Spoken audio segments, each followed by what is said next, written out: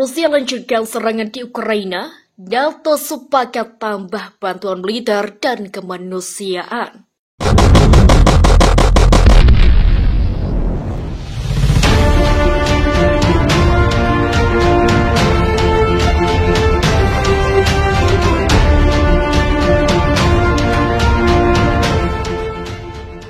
Para pemimpin Barat sepakat untuk meningkatkan bantuan militer dan kemanusiaan untuk Ukraina, mengancam invasi Moskow sebagai barbarisme yang menyebabkan ribuan orang di kota-kota yang terkepung berlindung dari pemboman. Pada pertemuan puncak 3 putaran yang belum pernah terjadi sebelumnya di Brussels, Aliansi Transatlantik NATO, negara-negara kaya G7 dari para pemimpin Eropa membahas konflik terburuk di benua itu sejak Perang Balkan tahun 1990-an.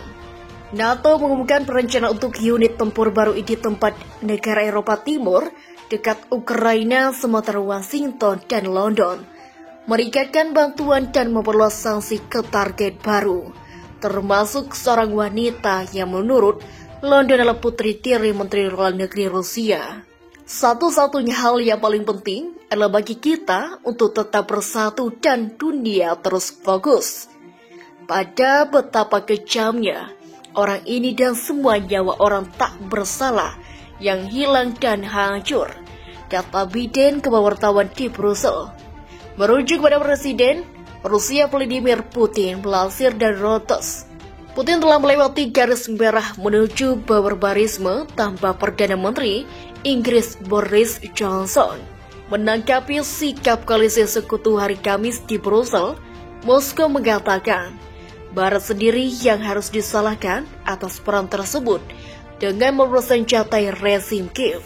Invasi Rusia yang dilancarkan pada 24 Februari telah menewaskan ribuan orang, mengirim 3,6 juta orang luar negeri, menghancurkan kota-kota dan mengusir lebih dari setengah anak-anak Ukraina dari rumah mereka menurut PBB. Terpisah di Mariupol yang terletak di antara Crimea yang dijablok Rusia dan wilayah timur yang dikuasai oleh separatis yang didukung Rusia, ribuan orang berada di ruang bawah tanah dan sedikit air, makanan, obat-obatan atau listrik, mencari perlindungan dari pemboman Barat Rusia. Dulu Mariupol yang indah dan tiba-tiba berubah menjadi debu, keluh Raisat Kairat, 83 tahun di pelabuhan selatan yang terkepung yang telah menjadi gurun. Di satu bagian yang dikuasai oleh pasukan Rusia, sepetak rumput di antara bangunan yang diledakkan telah menjadi kuburan darurat. Gundukan yang baru digali ditandai dengan bunga, plastik dan salib yang berbuat dari bingkai jendela yang pecah. Itu bisa saja saya, Ishak Victoria, saat dia menguburkan ayah tirinya yang berusia 73 tahun, Leonid, yang tewas ketika mobil yang membawanya ke rumah sakit diledakkan. Dalam sebuah pertempuran, Ukraina telah menangkis apa yang terjadi, diantisipasi banyak analisis sebagai kemenangan cepat Rusia. Sejauh ini Moskow gagal merebut kota besar manapun, meskipun penembakan tanpa henti oleh Rusia. Kolom lapis bajanya hampir tidak bergerak dalam beberapa minggu, terhenti di dekat ibu kota Kiev dan mengepung kota-kota di timur. Angkatan bersenjata Ukraina mengatakan mereka memukul mundur 5 serangan Rusia di timur negara itu pada Kamis, menghancurkan kendaraan tersebut, termasuk tank, dan menewaskan hingga 130 tentara. Reuters tidak dapat menguatkan klaim tersebut. Ukraina juga mengatakan pasukannya telah meluncurkan kapal pendarat Rusia Orsk di pelabuhan Brest yang diduduki Rusia. Rekaman video yang dikonfirmasi Reuters berasal dari Bergansk menunjukkan asap mengepul dari kobaran api di dermaga dan kialatan ledakan.